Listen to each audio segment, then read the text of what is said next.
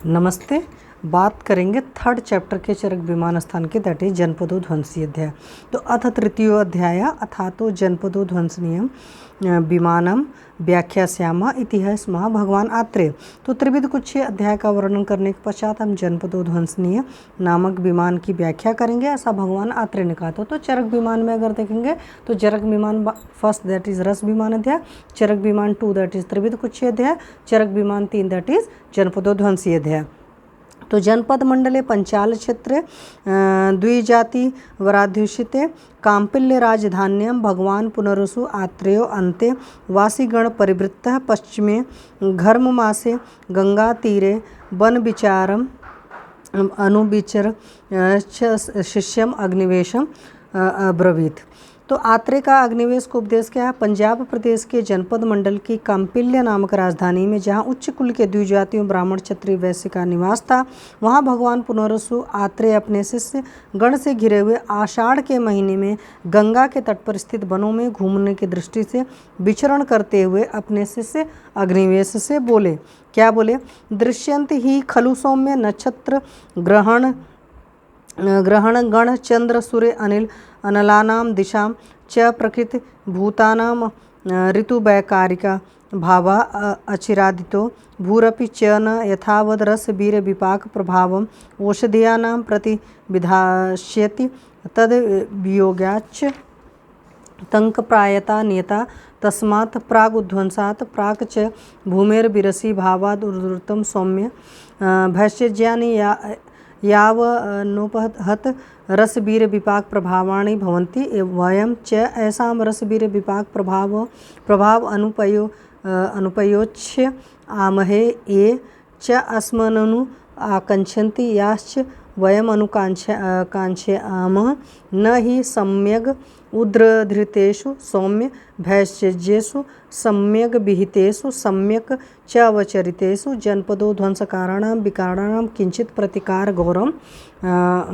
भवति। तो इसमें क्या है? जनपदो ध्वंस का कारण बताया गया है कि जनपदो ध्वंस का पूर्व रूप में हे सौम्य, मतलब शिष्य के लिए अग्निवेश के लिए सौम्य वर्ड यूज हुआ है। तो हे सौम्य अस्वाभाविक रूप में स्थित नक्षत्र, तो एस्ट्रोलॉजी के हिसाब से 27 नक्षत्र हैं। शुरुआत हमेशा केतु के नक्षत्र से होती है, अश्विनी से। तो अश्विनी या 27 नक्षत्र हैं, ग्रहगण हैं, 9 ग्रह हैं, जैसे मंगल बुध गुरु शुक्र शनि राहु केतु हर्षल नेपच्यून वगैरह आदि, चंद्र सूर्य वायु अग्नि तथा दिशाओं विदिशाओं के ऋतु विकार, मतलब इन सब चीज़ों में विकार होगा। जिस ऋतु में जो होता है वह न होकर दूसरे लक्षणों का होना उस ऋतु का विकार है। जैसे गर्मी में शीत का होना आदि को करने वाले भाव देखे जा रहे हैं। ऐसी स्थिति में शीघ्र ही भूमि भी ठीक ठीक रसवीर विपाक प्रभावों की उत्पत्ति औषधियों में नहीं कर पाएगी। औषधियों के प्रभाव ही जाने से रोगों की वृद्धि होना सुनिश्चित है। अतः हे सौम्य, जनपद के विनाश होने पर और भूमि के निरस होने से पहले जब तक ये चिकित्सोपयोगी औषधियाँ रसवीर विपाक प्रभाव से रहित नहीं हो जाती, तब तक तुम लोग इनको उखाड़ लो। हम इनके रसवीर विपाक प्रभावों का उन पर प्रयोग करेंगे जो हमसे चिकित्सा कराना चाहेंगे और जिनके ऊपर हम कृपा करना चाहेंगे। हे सौम्य, भली भांति उखाड़ कर रखी गई औषधियों पर उचित रूप से उनका निर्माण कर लेने पर, उनसे ठीक ठीक चिकित्सा करने पर जनपद का विनाश करने वाले रोगों का कोई भय नहीं होता है। तो औषधि की जो है वीर्यता जो है, या औषधि कह सकते हो पोटेंसी, बहुत सही होना चाहिए। अगर इन्वायरमेंट पोल्यूट होता तो औषधियों पर फर्क पड़ता। तो इन्वायरमेंट पोल्यूट होने से पहले ही सारी चीज़ों को कलेक्ट करने के बारे में शास्त्रकारों ने क्रिस्टल क्लियर बोला हुआ है। आगे क्या बोला? एवं वादिनम भगवंतम आत्रेय अग्निवेश उवाच उद्धृतानि खलु भगवन् भैष्यज्ञानि सम्यक् विहितानि सम्यक् अवचरतानि च अपितु खलु जनपदध्वंसम् अनेक ध्वंसम् एकेनैव व्याधिना युगपद समान प्रकृत्या आहार देहबल सात्मसत्व वैसां मनुष्याणां कस्माद् भवतीति। तो अग्निवेश का प्रश्न है। इस प्रकार कहते हुए भगवान पुनर्वसु आत्रेय से अग्निवेश ने कहा, भगवान औषधियाँ उखाड़ ले गई, उनका ठीक प्रकार से निर्माण कर लिया गया और उनका ठीक ढंग से प्रयोग भी करा दिया गया, परंतु यह समझ में नहीं है कि एक ही जनपदध्वंस नामक रोग से एक साथ भिन्न भिन्न प्रकृति आहार देह बल सात्म सत्व तथा आयु वाले मनुष्यों की मृत्यु कैसे हो जाती है, जैसे कोरोना के टाइम में हुआ था ना, उस तरह की चीज़ें। तो भगवान पुनर्वसु आत्रेय ने क्या उत्तर दिया? तम उवाच भगवान आत्रेय एवं सामान्य वताम अपि अग्निवेश प्रकृत्यादिभिर्भावैर्मनुष्याणां ये अन्ये भावाः सामान्याद् वैगुण्यात् समानकालाः समानलिङ्गाश्च व्याधयो अभिनिवर्तमाना जनपदम् उद्वहन्ति ते तु खलु इमे भावाः सामान्य जनपदेषु भवन्ति तद्यथा वायु उदकम देशः काल इति। तो उससे भगवान आत्रेयन का हे अग्निवेश, इस प्रकार असमान प्रकृति आहार आदि भावे वाले मनुष्यों के भी जो और भाव हैं समान हैं, उनके एक ही समय में विकृत होने से समान लक्षण वाले रोग उत्पन्न होकर जनपद का विनाश कर डालते हैं। ये वे भाव हैं जो जनपदों में सामान्य रूप से होते हैं। जैसे वायु है भाई, एक जैसी एयर में रह रहे हो, जल वहाँ का एक जैसा होगा, देश परिस्थितियाँ काल ये सारा एक जैसा होगा, इस वजह से फर्क पड़ता है। तो आगे क्या है, विकृतवात के क्या लक्षण होते हैं, तो तत्र वातम एव विधनम अनारोग्यकरम विद्यात् तद्यथा यथ ऋतुर्विषम अति स्थिमित अति चल अति परुषम अति शीतम अति उष्णम अति रुक्षम अति अभिषेन्दम अति रावरम अति प्रतिहतर परस्पर गतिम अति कुंडलिनम असात्म गंध वाष्प सिकता पांसु धूमोपहतम इति।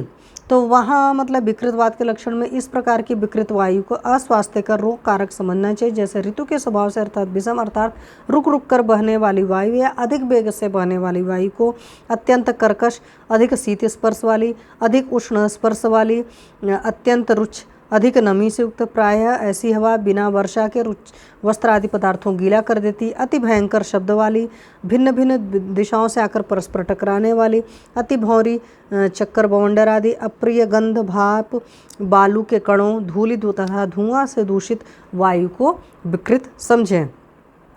तो ये सारा दे रखा है बात के।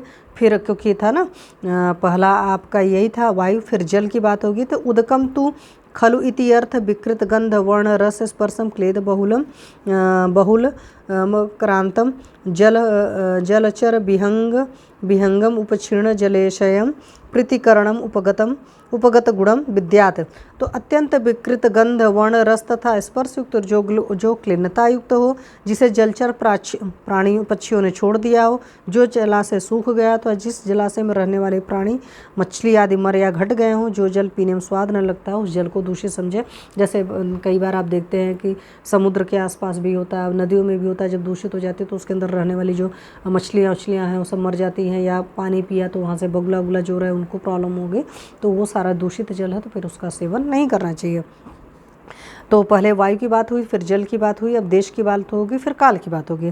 तो देश का क्या है, देशम पुनम प्रकृति विकृत गंध वर्ण रस स्पर्श क्लेद बहुलम सृष्टम सरीसृप ब्यालम अश्मक शकल मक्षिका मूषको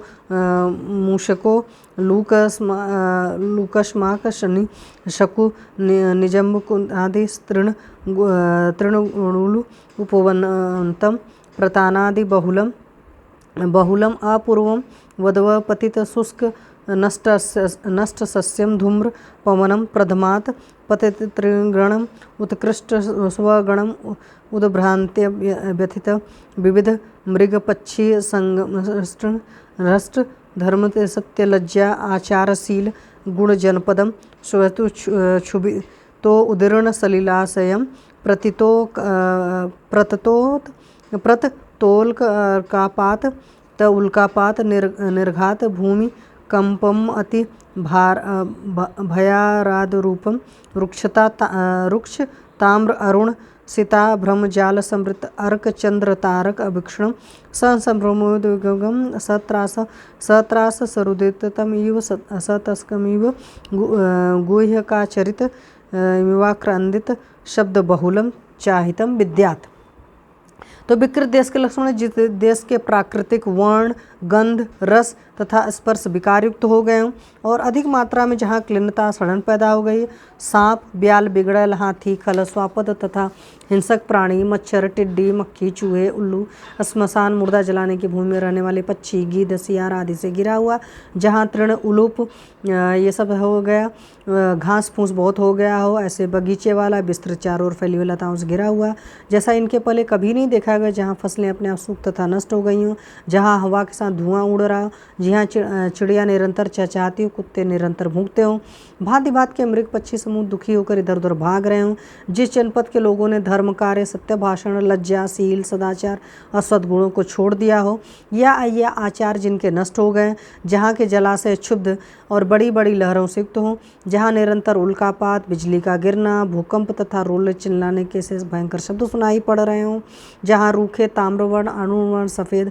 बादलों से घिरे हुए सूर्य, चंद्रमा तथा तारे दिखाई देते हों, बार बार घबराए हुए तथा डर कर दौड़ते भागते हुए, जैसे भय से रोते हुए, जैसे अंधकार से घिरे हुए के बाद दिखाई देने वाले गुहिकों देहों विशेष से आक्रांत, जैसे रोने चिल्लाने के से शब्द जहाँ सुनाई पड़े हों, उस देश को विकृत समझें। आगे क्या है, कालम तु खलु यथ ऋतुलिंगाद विपरीत लिंगम अतिलिंगम हीन लिंगम च हितम व्यवसेत। तो विकृत काल के क्या लक्षण है, तो जिस ऋतु में जो लक्षण होने चाहिए उनसे विपरीत लक्षणों, अधिक लक्षणों तथा हीन लक्षणों वाले से युक्त काल को अहित कर समझना चाहिए।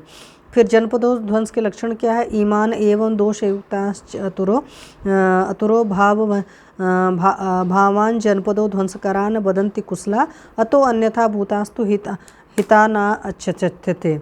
तो इन पूर्वोक्त दोषों से युक्त चार भावों को कुशल चिकित्सक जनपदों का विनाशकारक कहते हैं। इनके विपरीत लक्षणों वाले उक्त भाव प्राणी मात्र के हितकारक होते हैं।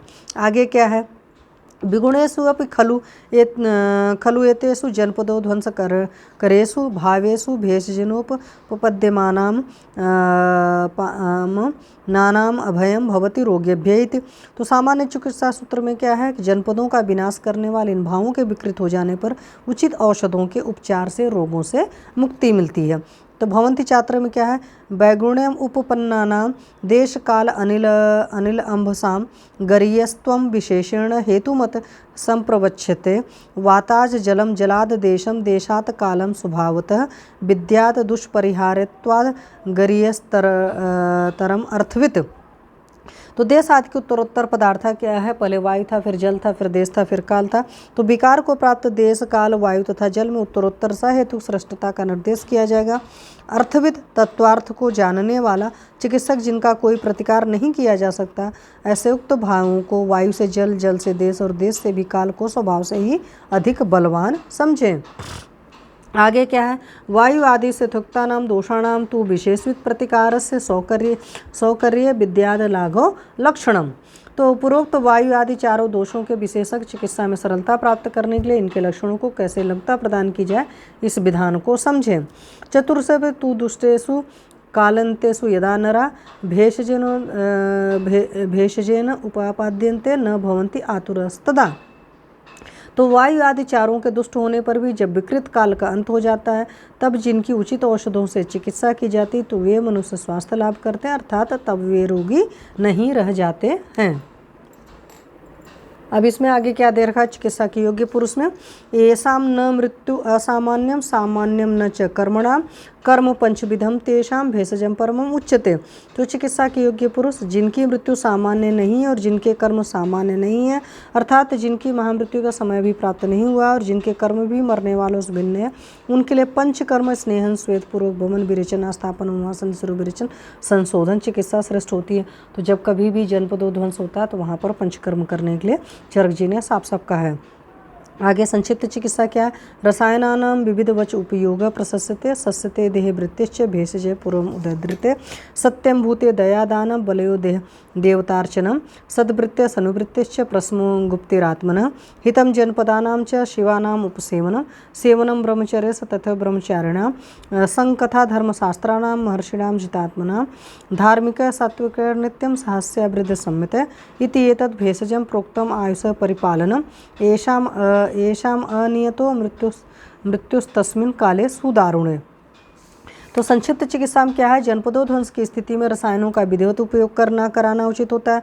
जनपदों ध्वंस होने के पहले संग्रहित या उखाड़ी गई औषधियाँ शरीर रक्षा के लिए उत्तम होती हैं। सत्य भाषण, प्राणियों में दया, दान, बलिकर्म, देवता पूजन, सद्वृत्त का आचरण, शांति, अपनी सब प्रकार से सुरक्षा, कल्याणकारक जनपदों में जाकर निवास करना, अर्थात जहाँ वायु आदि विकृत न हुए वहाँ जाकर रहना, ब्रह्मचर्य का पालन करना, ब्रह्मचारियों, महर्षियों, जितेंद्रियों की सेवा करना, धर्मशास्त्र की कथा सुनना सुनाना, वृद्ध पुरुषों द्वारा प्रशंसित, धार्मिक तथा सत्य प्रकृति वाले पुरुषों के साथ सहवास करना, उस भयंकर समय में जिसकी मृत्यु होना निश्चित नहीं, उनके लिए उक्त आयु रक्षाकारक औषधों को कहा गया है। आगे क्या है, अग्निवेश का प्रश्न क्या है, इति श्रुत्वा जनपदोध्वंसने कारणानि पुनरव भगवन्तं आत्रेय अग्निवेश उवाच अत खलु भगवन् कुतो मूलम येषां वायु आदीनां वैगुण्यम उत्पद्यते येन उपपन्ना जनम उद्ध्वंसयन्ति। तो जनपद के उद्ध्वंस या विनाश में इस प्रकार के कारणों को सुनकर फिर भगवान आत्रेय से अग्निवेश ने कहा, हे भगवान, इस वायु आदि के विकृत होने का मूल कारण क्या है, जिसके कारण इनमें विपरीत गुण उत्पन्न हो जाते हैं, जिनसे वे विकृति को प्राप्त होकर जनपदों का नाश कर डालते हैं।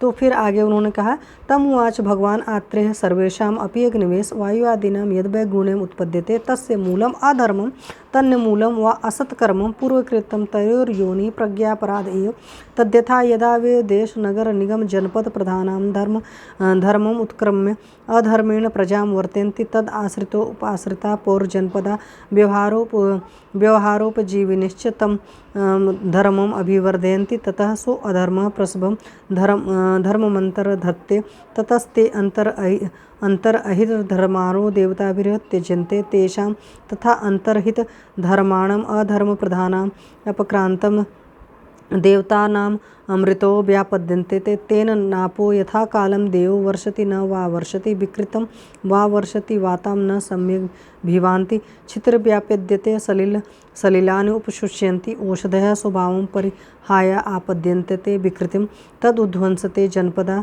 स्पृश्य अव्यवहारे दोषात्। तो भगवान आत्रेय का उत्तर क्या है, तो भगवान आत्रेय ने उससे कहा, हे अग्निवेश, वायु आदि सभी में जो विकृति आती है उसका मूल कारण अधर्म है, अथवा उस अधर्म का मूल होता है पूर्व जन्मकृत असित मतलब शास्त्र विरुद्ध कर्म अधर्म, अथवा असत बुरे कर्मों का मूल प्रज्ञापराध होता है, जैसे देश नगर निगम तथा जनपद के प्रधान पुरुष गुरु ब्राह्मण पुरोहित शासक मुखिया तो अच्युतकारी जब धर्म त्याग मार्ग का परित्याग करके अधर्म से प्रजा के साथ व्यवहार करते हैं, तब उनके आश्रयों में रहने वाला तथा उनके आश्रितों के आश्रयों में रहने वाले नगरवासी तथा जनपद के निवासी व्यापार द्वारा अपनी आजीविका चलाने वाले उस अधर्म को चारों ओर बढ़ा देते हैं। तब वह अधर्म हठात धर्म को ढक देता है। तदंतर उन अधर्मियों को देवता भी छोड़ देते हैं। उन अधर्मियों अधर्म प्रधानों और देवताओं द्वारा परित्यक्त मानवों की निवास भूमियों की सीमाओं में ऋतुएं विकृत हो जाती हैं, अर्थात उनका नैसर्गिक प्रभाव समाप्त हो जाता है। उनके कारण समय पर इंद्र पानी नहीं बरसाते हैं अथवा विकार युक्त बरसाते हैं, ठीक ढंग से हवा नहीं बहती, पृथ्वी विकृत हो जाती है, जलाशयों में पानी सूख जाता है, औषधियाँ अपने स्वाभाविक गुण वीर्य विकार आदि को छोड़कर विकार युक्त हो जाती हैं। तदंतर स्पृश्य छूने योग्य तथा अव्यवहार खाने योग्य वस्तुओं के दोष से जनपदों का विनाश हो जाता है। आगे क्या है, तथा शस्त्र प्रभावस्यापि जनपदो ध्वंस अधर्म एव हेतुर्भवति ये अति प्रविद्ध लोभ क्रोध मोहम आनस्ते दुर्बलानम आत्मस्वजन रोष घाताय शस्त्रेण परस्परम अभिक्रामन्ति परान वा अभिक्रामन्ति परैरवभिक्राम्यन्ते। तो शस्त्रों द्वारा होने वाले जनपदोध्वंस का भी कारण अधर्म ही होता है। जिनका लोभ क्रोध मोह और अभिमान अधिक बढ़ जाता है, वे दुर्बलों का अपमान करके अपने भाई बंधुओं तथा दूसरों के विनाश के लिए शस्त्र द्वारा परस्पर आक्रमण करते हैं अथवा दूसरों द्वारा स्वयं आक्रांत होते हैं। रक्षो गणादिभिर्वा विविधैर्भूतर संघर्ष अधर्म मन्यद वा अपि आचारांतर उपलभ्या अभिहन्यते। अन्य प्रकार अधर्म अथवा दूसरे किसी प्रकार के अपवित्रता आदि अपचार अधर्म कृत्य को प्राप्त कर राक्षसगण आदि अनेक प्रकार के भूत समूह से भी प्राणी मारे जाते हैं, अर्थात उनका विनाश होता है। तथा अभिशाप प्रभवस्य अपि अधर्म एव हेतुर्भवति ये लुप्त धर्माणो धर्माद अपेतास्ते गुरुवृद्ध सिद्ध ऋषि पूज्यान बमति हितानि आचरन्ति ततस्ताः प्रजा गुरुवादिभिरभिशप्ता भस्मताम उपयान्ति प्रागवानेक पुरुष कुल विनाशाय नियत प्रत्ययोपलम्भाद नियतश्च अपरे। तो अभिशाप से उत्पन्न जनपद ध्वंस का कारण भी अधर्म ही होता है। मतलब हर जगह देखो अधर्म है। जिनका धर्म लुप्त हो गया, अर्थात जो धर्म से च्युत हो गए, अर्थात धर्म करने के योग्य नहीं रह गए, जो गुरु मंत्रदाता या विद्या को उपदेशक, वृद्ध विद्या वृद्ध, ज्ञान वृद्ध, वय वृद्ध, सिद्ध मतलब तपसिद्ध, ऋषि, देवर्षि, ब्रह्मर्षि, राजर्षि तथा पूज्य आदरणीय जनों का अपमान, आज्ञा का उल्लंघन कर, अहितकर अपने तथा समाज के प्रति कार्यों करते हैं, जो तो उससे शीघ्र ही अनेक पुरुषों के वंश का विनाश के लिए गुरु आदि से अभिशप्त होकर, अर्थात उन महापुरुषों की दुखपूर्ण उच्छ्वासों से भस्म हो जाते तथा दूसरे नियत प्रत्यय निश्चित अभिशाप रूपी हेतु को प्राप्त के अनिश्चित संदिग्ध नाश को प्राप्त होते हैं। आगे क्या है? प्रागपि च अधर्म अदृत्य नाशुभोत्पत्तिर अन्यो अभूत आदिकाले ही अदित्य सुतम ओजसो अति विमल विपुल प्रभावा प्रत्यक्ष देव देवर्षि धर्म यज्ञ विधि विधाना शैल सारस हत स्थिर शरीरा प्रसन्न वर्णेन्द्रिया पवन सम बल जब पराक्रम स्पिचो अभिरूप प्रमाण कृति प्रसादोपचयवंत सत्य ऊर्जा वानश्रस्य वदान दम नियम तप उपवास ब्रह्मचर्य व्रतपरा व्यपगत भय राग द्वेष लोभ मोह लोभ क्रोध शोक मान रोग निद्रा तंद्रा श्रम क्लम आलस्य परिग्रहाश्च पुरुषा बुभुर्मित आयुष तेषाम् उदार सत्व गुण कर्माणम अचिंत्य रस वीर विपाक प्रभाव गुण समुदितानि प्रादुर्भूत सस्यानि सर्वगुण समुदित्वात् पृथिव्यादीनां कृतयुगस्य आदौ भ्रस्यति तु कृतयुगे केषांचिदित्यानात् सांपकृन्यानां सत्त्वानां शरीरगौरवम् आसीत् शरीरगौरवाश्चम श्रमाद आलस्यात् संचयात् परिग्रह लोभश्च प्रादुरासीत् कृते। जिसमें क्या है कि सतयुग का वर्ण प्राचीन समय में भी अधर्म को छोड़कर अन्य किसी कारण से अशुभ की उत्पत्ति नहीं हुई थी। आदिकाल में अदिति सूतों के समान ओज वाले अत्यंत निर्मल तथा विपुल प्रभाव वाले देव देवर्षि के समान धर्म तथा यज्ञ आदि के विधि विधान को प्रत्यक्ष रूप में करने वाले पहाड़ से सदृश पुष्ट एवं स्थिर शरीर वाले प्रसन्न मन तथा इंद्रियों वाले वायु के समान बल वेग पराक्रम वाले सुंदर नितंबों वाले सुंदर रूप प्रमाण आकृति प्रसन्न तथा पुष्टता युक्त सत्वगुण आर्जो मतलब सरलता क्रूरता का भाव दान दम नियम तप उपवास तथा ब्रह्मचर्य में तत्पर भय राग द्वेष मोह लोभ शोक क्रोध मान रोग निद्रा तंद्रा श्रम क्रम आलस परिग्रह रहित होने के कारण मनुष्य निसीम आयु वाले होते थे। सतयुग के आरंभ में पृथ्वी आदि के सर्वगुण संपन्न होने से उदार सत्व गुण तथा कर्म वाले पुरुषों के लिए अचिंत्य रस वीर विपाक प्रभाव तो गुण संपन्न सस्य पैदा होते थे। जब सतयुग बीतने लगा तब कुछ धन संपत्ति वाले पुरुषों का अधिक भोजन कर लेने का शरीर में भारीपन आने लगा था। शरीर के भारी होने से थकावट प्रतीत होने लगी। श्रम से आलस्य की उत्पत्ति हुई। आलस्य से संचय की प्रवृत्ति बढ़ी। संचय से परिग्रह चाहे स्त्री पुत्र धन आदि को जोड़ने की प्रवृत्ति और परिग्रह से सतयुग में ही लोभ उत्पन्न हुआ था। फिर आगे है ततस्त्रेतायां लोभादि विद्रोह अभिद्रोहाद अनृतवचनम अनृतवचनात् काम क्रोध मान द्वेष पारुष्य अभिघात भय ताप शोक चिंतोदय प्रवृत्ता ततस्त्रेतायां धर्मपादो अंतर्धान मत तस्यांतर्धानाद युगवर्ष प्रमाणस्य पादह्रास पृथिव्या आदेशश्च गुणपाद प्रणासो अभूत तत्प्रणास कृतश्च सस्यानां स्नेह वैमल्यर वीर्य विपाक प्रभाव गुणपाद भ्रंश ततस्तानि प्रजा शरीराणि हीयमान गुणपादैर आहार विहारैर्रय यथा पूर्वम् उपष्टभ्यमानयाग्नि मारुत प्रतानि प्राग व्याधिर्वर्जदादि क्रांतानि ततः प्राणिनो ह्रासम वायु पुरायुषः क्रमश इति। तो इसमें क्या है, सतयुग के बाद त्रेता युग में लोभ से परस्पर द्रोह की उत्पत्ति हुई। पारस्परिक द्रोह से झूठ बोलना, झूठ बोलने से काम, क्रोध, अभिमान, द्वेष, पारुष्य, कठोरता, अभिघात, भय, त्रिविध संताप, शोक, चिंता, उद्वेग आदि मानसिक विकारों की प्रवृत्ति हुई। तदंतर त्रेता युग में धर्म का एक पाद लुप्त हो गया। उसके लुप्त हो जाने से युग के वर्षों का जो प्रमाण था उसमें भी चतुर्थांश का ह्रास हो गया और पृथ्वी आदि पंच महाभूतों के गुणों का भी चतुर्थांश नष्ट हो गया। उन पृथ्वी आदि के गुणों के विनाश होने से सस्यों में भी प्राकृतिक रूप से होने वाले स्निग्धता, निर्मलता, रस, वीर्य, विपाक प्रभाव के गुणों के चतुर्थांश की कमी आ गई। तदंतर उक्त प्रकार से चतुर्थांश ह्रास को प्राप्त द्रव्य वाले आहार विहारों के सेवन से पहले सतयुग की भांति पालन पोषण को प्राप्त न होते हुए तथा वायु से युक्त प्रजाओं के शरीर सर्वप्रथम ज्वर आदि रोगों से आक्रांत हुए, इसलिए धीरे धीरे प्राणियों की आयु का ह्रास हुआ। आगे क्या भौतशास्त्र में, तो युगे युगे धर्मपादः क्रमेण अनेन हीयते गुणपादस्य भूतानाम एवं लोकः प्रलीयते। तो संवत्सर सते पूर्णे याते संवत्सरः क्षयं देहिनाम आयुषः काले यत्र यनमान इष्यते। तो ये क्रम से धर्म तथा आयु का प्रत्येक में अर्थात सतयुग के बाद से इसी क्रम से धर्म का एक एक पाद घटता गया। धर्म के हाथ से पृथ्वी आदि पंचमहाभूत के स्वाभाविक गुणों के भी चतुर्थांश का ह्रास हुआ। इसका प्रभाव प्राणियों के जीवन पर पड़ने से लोक का प्रलय हो जाता है, अर्थात उनके जीवन के एक अंश का विनाश हो जाता है। इस प्रकार संसार का प्रलय हो जाता है। जिस काल में प्राणियों की आयु का जो प्रमाण होता है उसमें युग का समय भाग के समाप्त होने पर प्राणियों की आयु का 1 वर्ष घट जाता है।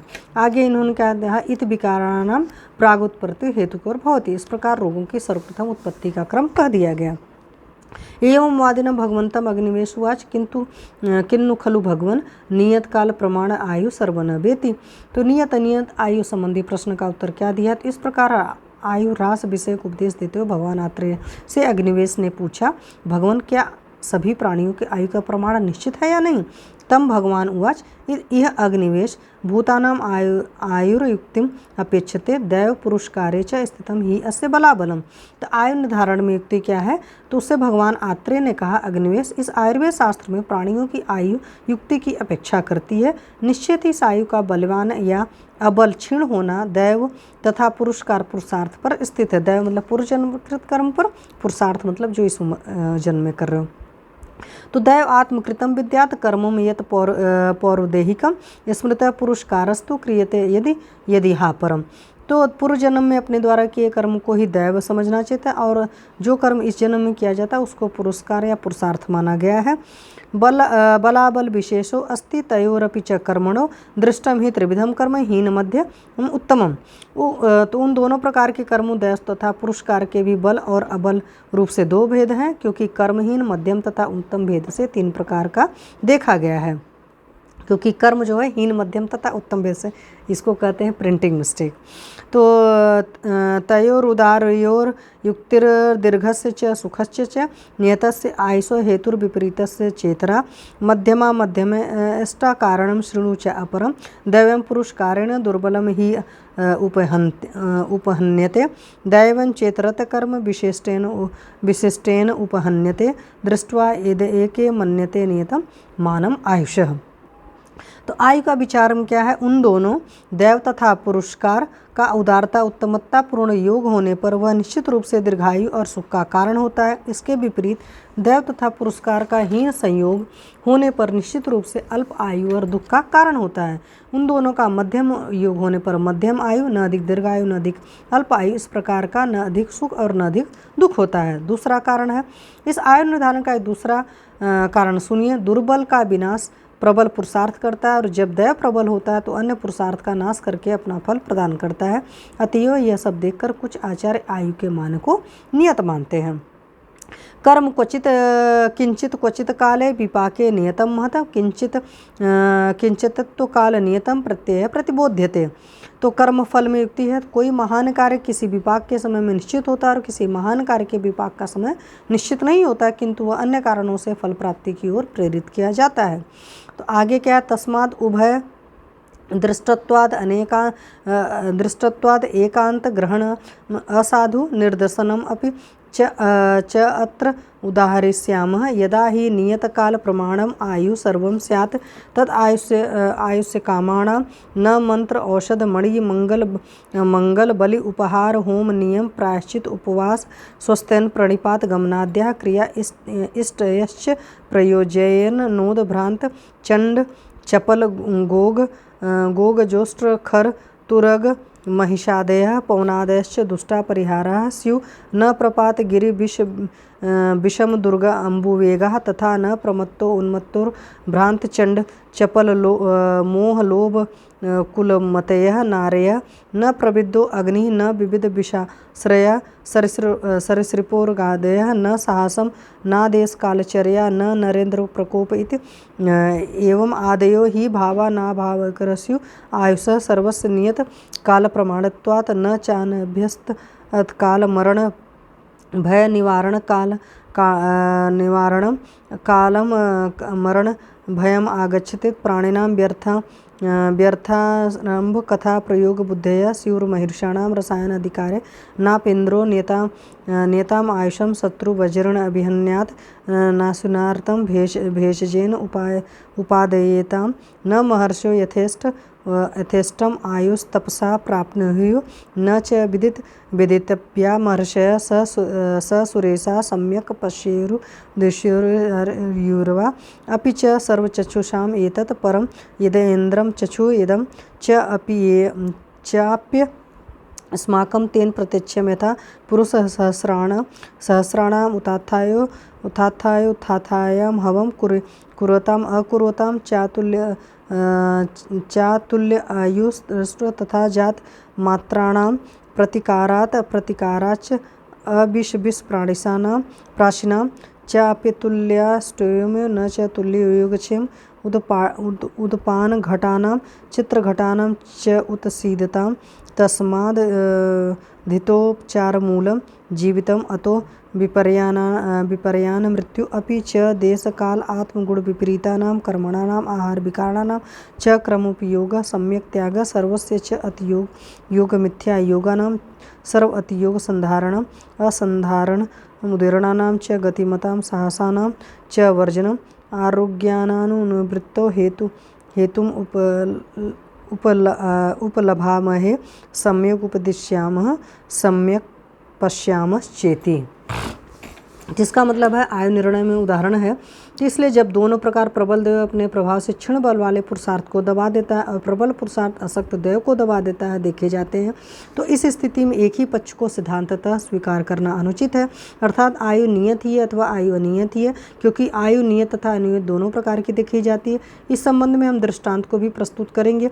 यदि सभी आयु का प्रमाण नियत काल वाला हो तो फिर दीर्घायु की कामना करने वाले को मंत्र, दिव्य प्रभावकारी औषधि, मणि, मंगल कार्य, बलि, उपहार, होम, नियम, तप, स्वाध्याय, ईश्वर परिधान, प्रायश्चित मतलब अपने द्वारा किए गए पापों या अपराधों को दूर करने की विधि, उपवास मतलब व्रत हो गया, स्वस्थयन कल्याण मार्ग को अपनाना, स्वस्ति वाचन करना, प्रणिपात देवता गुरु तथा वृद्धजनों को प्रणाम करना, ये सब सारी चीज़ें हैं। तीर्थ यात्रा तथा आयुष वृद्धि कारक यज्ञ आदि का प्रयोग ही नहीं करना चाहिए और न उछलते कूदते क्रुद्ध चंचल सांड, हाथी, ऊंट, गधा, घोड़ा, भैंसा एवं आधी बवंडर आदि से ही अपने को बचाना चाहिए। न प्रपात, पहाड़, घोड़ा, भैंसा मतलब पहाड़, घोड़ा, भैंसा आदि बवंडर से अपने ऊंचाई, न प्रपात, पहाड़, विषम स्थल, दुर्गम स्थान तथा जल वेगों से ही आत्मरक्षा करनी चाहिए। और न प्रमत्त, उन्मत्त। वास्तव में मत की 3 स्थितियाँ होती हैं, मत्त, प्रमत्त, उन्मत्त। इन्हें क्रमशः मत का प्रभाव बढ़ा हुआ पर निश्चित होता है। यहाँ पर माधुर्यदान में कहे गए मत के विभाजनों पर भी ध्यान देना आवश्यक है। उद्भ्रांत, क्रोधी, चंचल, मोह तथा लोभ से व्याकुल बुद्धि वालों से ही अपने को बचाना चाहिए। न शत्रुओं से, न बढ़ी हुई आग से, न अनेक प्रकार के विषयों के आश्रय स्थान से, सिर्फ छाती के बल से सरक कर चलने वाले सांप आदि से, न साहस से, न देश काल आदि के विपरीत आचरण से, न राजा के प्रकोप से ही डरना चाहिए, क्योंकि सभी के आय को निश्चित प्रमाण काल होने का प्रकार के भाव से ही डरना चाहिए। के भाव से अभाव मृत्यु कारक नहीं हो सकते और जिन प्राणी को काल मृत्यु से बचाने वाले प्रयोगों का कभी अभ्यास नहीं किया गया उनको भी काल मृत्यु का भय नहीं चाहिए। मतलब सिंपल से लैंग्वेज में है कि अगर मृत्यु निश्चित हो जाएगी तो चाहे दुनिया भर के जितने हो, चाहे एक्सीडेंट हो जाए, चाहे मतलब जानवरों ने काट लिया, चाहे गिर गए, चाहे जो कुछ हो गया, तो आपको डरने की जरूरत ही नहीं है। और अगर अनियत है तब की बात अलग है। तो नियत नहीं होने के पीछे का लॉजिक उन्होंने दिया है। फिर ये चीज़ है, यदि आयु को निश्चित ही मान लिया जाएगा तो महर्षियों द्वारा रसायनाधिकार में वर्णित की गई दीर्घायु से प्राप्ति की कथाएं तथा रसायनों के प्रयोग की चर्चाएं व्यर्थ हो जाएंगी। तब इंद्र भी नियत वायु वाले शत्रुओं को वज्र से न मार सकेगा। न शून्य कुमार ही रोगों की चिकित्सा करते, न महर्षिगण तपस्या द्वारा मनचाही आयु को प्राप्त कर सकते, और न सब कुछ जानने वाले महर्षि तथा देवराज इंद्र, जिनको हजारों आंखें भी अर्थात दो आंखों बहुत कौन कहे, इस आयुर्विज्ञान को ठीक नहीं समझते, न दूसरों को उपदेश ही देते, न स्वयं उसका उपयोग करते।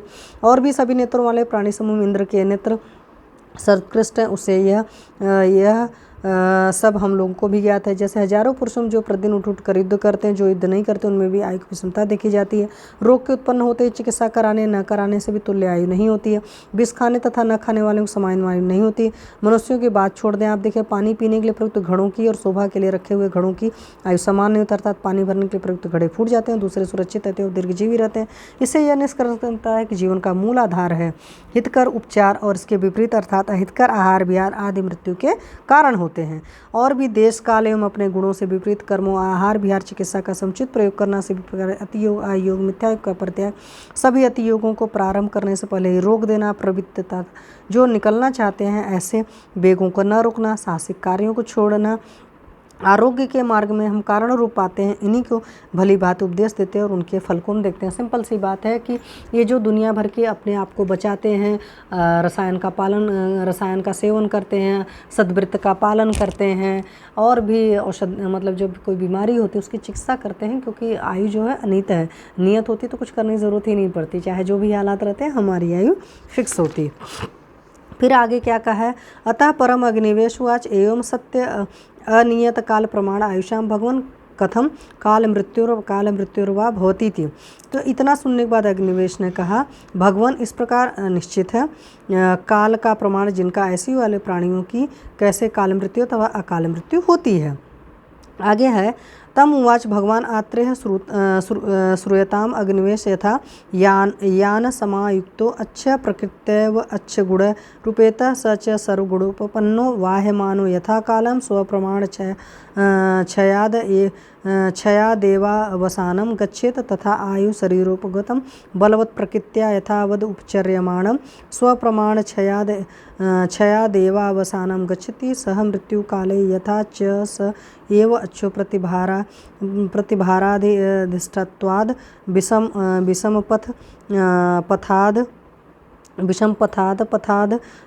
पथाद चक्र भृंगाद वाहक दोषाद विमोक्षाद अनुपांगात पर्यसनाचार तरावसानम आपद्यते तथा आयुरपि अथा बलम आरंभाद अथा अग्नि अभिवरणाद विषम अभिवरणाद विषम शरीर न्यासादम अतिमथुनाद संतसंयाद उदीर्ण वेग विनिग्रहाद विधारे वेग विधारणाद भूत विष वायु अग्नि उपताप अद अभिघाताद प्रतिकार विवर्जनाच च अंतरावयस न आदते स मृत्युर्काले तथा ज्वर आदि न अपि आतंक मिथ्योपचारी तान काल मृत्युन पश्याम इति।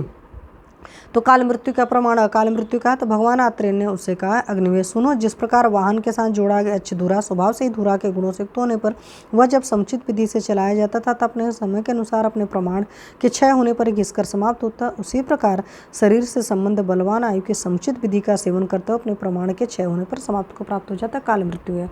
इसका मतलब सिंपल सी बात है, जैसे जब मान लो गाड़ी चल रही है तो जो टायर है घिसेगा, तो घिसने के बाद में एक सर्टेन टाइम पीरियड के बाद में टायर पूरी तरीके से घिसकर खत्म हो जाएगा। उसी तरीके से हमारी जो जीवन है या आयु है वो एक एग्जाम्पल दिया गया। फिर अकाल मृत्यु का क्या दिया गया, तो ये इस तरीके से मतलब एक नॉर्मल प्रोसीजर के थ्रू चला वो अपना सही तरीके से ख्याल के साथ में और फिर वो ख़त्म हो गया, वो तो काल मृत्यु हो गया टाइप का। अब अकाल मृत्यु का क्या एग्जाम्पल है, और वैसे और जैसे वही धुरा अत्यधिक भार के लद जाने से, उबड़ खाबड़ मार्ग में चलने से, बिना मार्ग वाली भूमि पर चलने से, पहियों के टूट जाने से, बाह्य वाहक के दोष से, अड़ी के निकल जाने से, तेल आदि न डालते रहने से, इधर उधर गिर पड़ जाने से बीच में ही नष्ट हो जाता है। उसी प्रकार आयु भी बल आदि के अनुचित प्रयोग से अर्थात शक्ति से अधिक कार्य करने से, पाचकाग्नि शक्ति से कम या ज़्यादा भोजन करने से, या विषम भोजन से, शरीर को विषम परिस्थितियों में रखने से, अधिक मैथुन करने से, दुराचारियों का सहवास करने से, मलमूत्र आदि के उबड़े हुए वेगों को बलपूर्वक दबाने से, रोकने योग्यों को न रोकने से, भूत विष वायु अग्नि की पीड़ा से,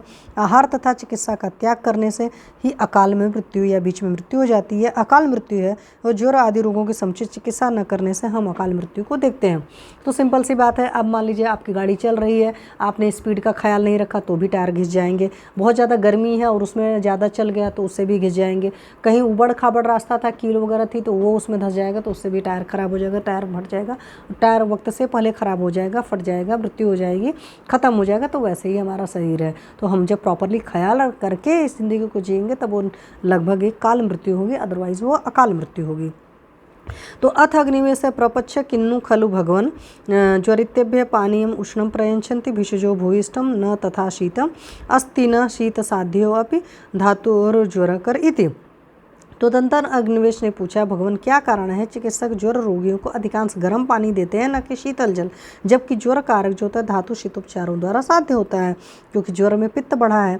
अब आगे देखिए, तम आज भगवान आते हैं ज्वरितस्य काय समुत्थान देश कालान अभिसमीक्ष्य पाचनार्थम पानीयम उष्णं प्रयच्छन्ति भिषज ज्वरो हि आमोसय समुत्थ प्रायो भेषजानि च आमोसय समुत्थानां विकाराणां पाचन वमन अवतरणानि भवन्ति पाचनार्थं च पानीयम उष्णं तस्माद् एतज् ज्वरितेभ्यः प्रयच्छन्ति भिषजो भूयिष्ठम् तद्धि तेषां पीतं वातम् अनुलोमयन्ति अग्निं च उदीरयति क्षिप्रं जरागच्छति श्लेष्माणं परिशोषयति स्वल्पम् अपि च पीतं तृष्णा प्रशमनम् उपकल्प्यते तथा युक्तमपि च ऐतन्यार्थो सन्निपत्ते ज्वरे सदाह भ्रम प्रलाप अतिसारे वा प्रदेयम् उष्णेन हि दाह भ्रम प्रलाप अतिसारा भूयो विवर्धन्ते शीतेन च उपशाम्यन्ति। तो ज्वर में उष्ण जल क्यों दिया जाता है उसका वहाँ उन्होंने बताया क्लियर कट। तो ज्वर में उष्ण जल की उपयोगिता क्या है, तो भगवान आत्रेय ने अग्निवेश से कहा, ज्वर पीड़ित रोगी के शरीर निदान देश काल का भली भांति विचार करके ज्वर को बचाने के लिए चिकित्सक उष्ण जल पीने के लिए देते हैं। ज्वर की उत्पत्ति आमाशय से होती है। आमाशय से उत्पन्न रोगों में पाचन वमन तथा अवतर्पण कराने में समर्थ औषधियाँ ही प्रायः प्रयुक्त होती हैं। अतः पाचन के लिए गर्म जल का ही अधिकांश प्रयोग चिकित्सक करते हैं। वह गर्म जल पीने के साथ ही वायु का अनुलोमन करता है, उदर में स्थित अग्नि को प्रज्वलित करता है, शीघ्र पच जाता है, कफ को सुखाता है। थोड़ा पिया हुआ भी उष्ण जल प्यास को शांत करता है। इस प्रकार ठीक होता हुआ भी यह गर्म जल अत्यधिक बढ़े हुए पित्त ज्वर में, जबकि दाह भ्रम प्रलाप अथवा पित्तज अतिसार में नहीं देंगे, क्योंकि उष्ण जल से दाह भ्रम प्रलाप एवं अतिसार अधिक बढ़ जाते हैं और शीतल पदार्थों के प्रयोग से शांत होते हैं। तो ज्वर की भी कंडीशन को देखना पड़ता है, बट जनरली उष्ण जल देते हैं। भवन्ति चात्मक्या शीतेन उष्णकृतान् रोगां शमयन्ति भिषग्विदा ये तो शीतकृता रोगास्तेषां उष्णं भिषग्जितम्। तो चिकित्सा के तत्व को जानने वाले चिकित्सक उष्ण स्पर्श या उष्ण गुण प्रधान द्रव्यों के सेवन से उत्पन्न रोगों की चिकित्सा में शीत स्पर्श या शीत गुण प्रधान द्रव्यों से करते हैं, और जो शीत स्पर्श या शीत गुण प्रधान द्रव्यों के सेवन से रोग उत्पन्न हुए उन रोगों में उष्ण स्पर्श या उष्ण गुण प्रधान द्रव्यों से प्रयोग से जीता है। मतलब ठंड की वजह से प्रॉब्लम हुई तो उष्ण चीज़ें देंगे, उष्ण की वजह से तकलीफ हुई तो शीत चीज़ें देंगे, सिंपल लैंग्वेज में। तो एवं इतर येषामपि व्याधीनां निदानं विपरीतं भेषजं भवन्ति तथा अपतर्पणं निमित्तानां व्याधीनां न अंतरेण पूर्णमस्ति शांति तथा पूर्ण निमित्तानां व्याधीनां न अंतरेण अपतर्पणम्। तो इसका दूसरा उदाहरण उन्होंने इसी प्रकार अन्य रोगों में भी निदान विपरीत मतलब हेतु क्या सेवन किया, शीत सेवन किया था तो उष्ण दिया, उष्ण सेवन किया था तो शीत दिया। अर्थात चिकित्सा होती है जैसे अपतर्पण उपवास या अल्प भोजन से उत्पन्न रोगों की शांति पूर्ण के बिना नहीं हो सकती, उसी प्रकार पूर्ण से होने वाली व्याधियों की शांति अपतर्पण के बिना संभव नहीं है। आगे क्या है, अपतर्पणम अपि च त्रिविधम लंघनम लंघन पाचन दोषावसेचनम चेति।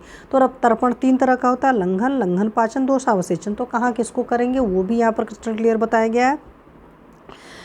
तो क्या बताया गया है, तत्र लंघनम अल्पबल दोषाणां लंघनेन ही अग्निमारुतवृद्ध्यां वात आतप रीत एवल्प उदकम अल्पदोषम प्रशोषम आपद्यते। लंघन पाचने तो मध्यबल दोषाणां लंघन पाचनाभ्यां ही सूर्य संताप मारुतभ्यां पांशु भस्माव किरणर्यो च अनति बहुदुकम मध्यबलो दोष प्रशोषम आपद्यते। बहुदोषाणां पुनर्दोषावसेचन एव कार्यं न ही अपबन्य केदार सेतो वल्ल प्रशेको अस्ति तद्दोषावसेचनम।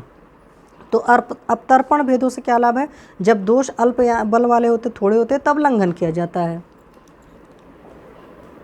अब इसमें क्या है, लंघन कराने से अग्नि और वायु की वृद्धि होने के कारण थोड़े अल्प दोष उस प्रकार सूख जाते हैं जिस प्रकार थोड़ा सा जल हवा और धूप से सूखने लगता है। जब दोष मध्यम बल वाले हैं तब उनके समन के लिए लंघन पाचन की व्यवस्था की जाती है। जैसे सूर्य की गर्मी तथा वायु द्वारा डाली गई धूल या राख से जिस प्रकार थोड़ा जल वाला तालाब सुखा दिया जाता है, उसी प्रकार लंघन और पाचन से मध्यम बल वाला दोष नष्ट हो जाता है।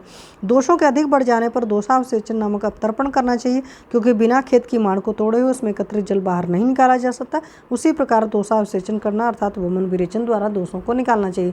तो एक कम में लंघन करेंगे, बीच में मध्यम में तो लंघन पाचन करेंगे, वरना दोषावसेचन करेंगे अधिक दोषों में।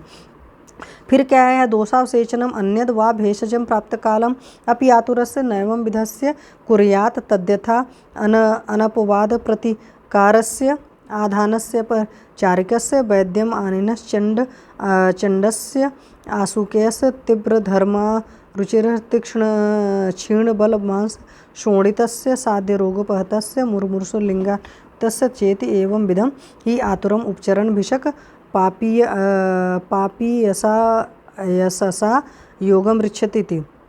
तो चिकित्सा का योग्य पुरुष कौन कौन से, उनका भी जनपदोध्वंसी वर्णन दे रखा है। तो दोषावसेचन अर्थात कोई और औषध की आवश्यकता होने पर भी निम्नलिखित प्रकार के रोगियों में इसका प्रयोग नहीं करना चाहिए।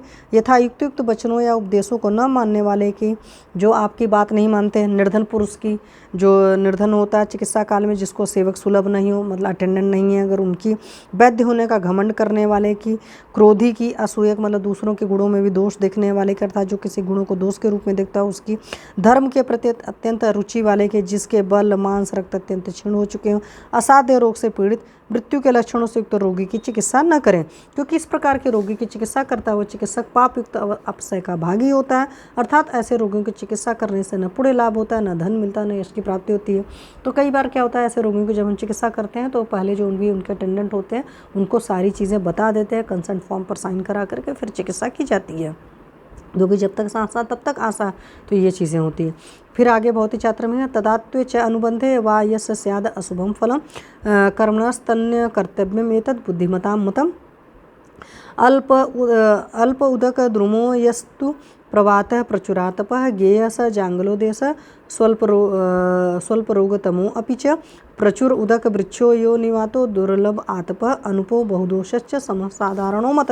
तो देश के बारे में यहाँ पर देखा, उत्तम चिकित्सक का मत क्या है, चिकित्सा काल में अथवा उसके भविष्य में अर्थात चिकित्सा के परिणाम काल में जिस कर्म का अशुभ फल होने की संभावना हो वैसा कार्य नहीं करना चाहिए, यह व्यवहार कुशल वैद्यों का मत है। फिर देश के परिचय क्या है, जिस देश में जलाशय तथा पेड़ कम हो, हवा धूप अधिक हो, रोग भी कम होते हैं, उसको जांगल देश कहते हैं। अधिक जलाशय तथा वृक्षों वाले, ब्रेग रहित, वायु एवं धूप की कमी वाले और अनेक दोषों वाले देश को आनूप कहते हैं। जहाँ जल वृक्ष वायु आतप आदि सम हो उनको साधारण देश कहते हैं।